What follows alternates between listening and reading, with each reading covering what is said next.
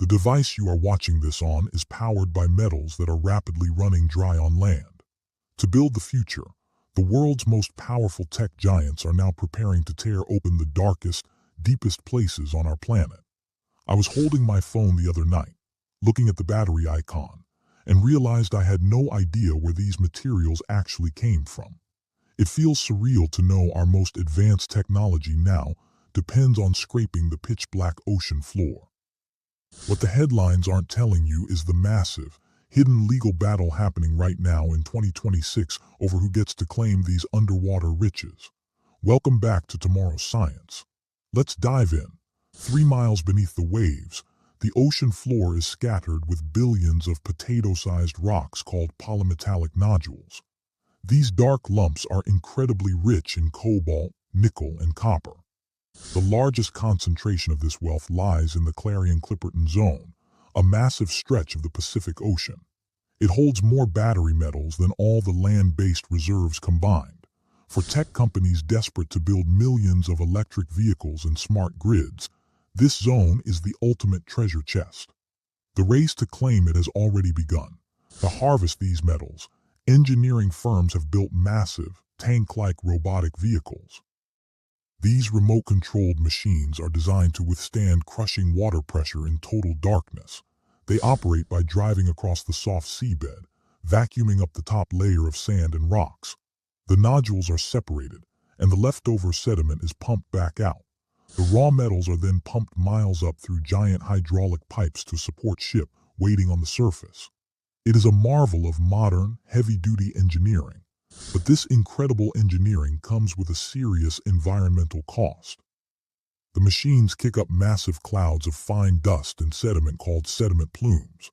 Because deep ocean currents are slow and steady, these thick clouds can travel for hundreds of miles before settling. They do not just stay in the mining zone. Scientists warn that these plumes could choke filter-feeding marine life and block the faint bioluminescent light that deep-sea creatures use to communicate. The most alarming fact is that we know more about the surface of Mars than we do about the abyssal plains. This is an ecosystem we barely understand. Researchers are constantly discovering entirely new species living exactly where these mining machines plan to drive. Life here is fragile and grows incredibly slowly.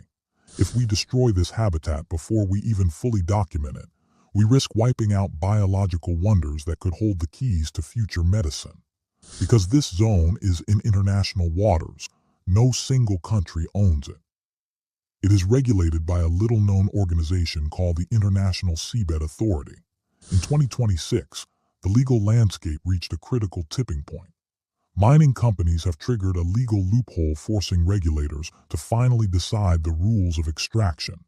If strict regulations are not enforced quickly, it could open the floodgates for unregulated commercial mining across the entire Pacific. The abyssal plain is naturally one of the quietest places on Earth.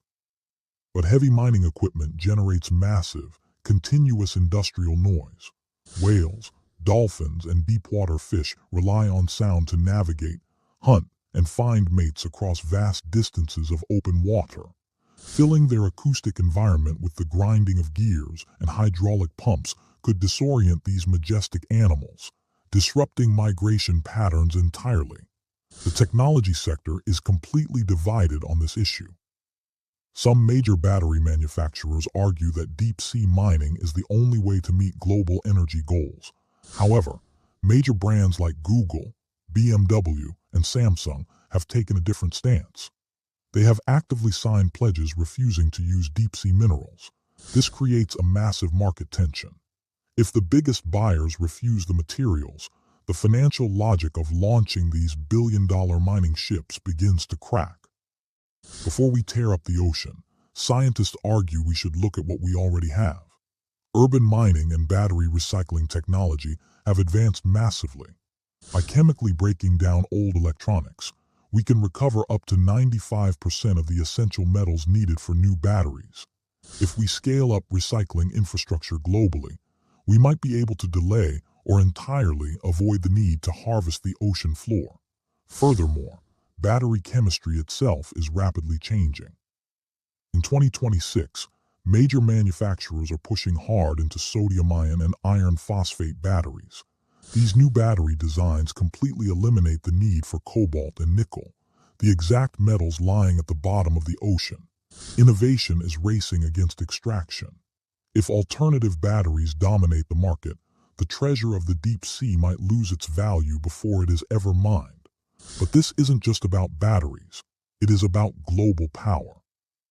Nations are deeply aware that whoever controls these minerals controls the future of energy. Securing a domestic supply chain independent of foreign landmines is a massive strategic advantage for world governments. This transforms the ocean floor into a new geopolitical chessboard, where economics, environmentalism, and national security violently collide. Humanity stands at a crossroads. We must transition to clean energy to save our atmosphere, but doing so might permanently scar the depths of our oceans. It is the ultimate dilemma of our generation. Do we sacrifice the last untouched wilderness on Earth to build the technology of tomorrow? Let me know your stance in the comments below. Should we mine the deep sea? Subscribe to Tomorrow's Science, and I will see you in the next video.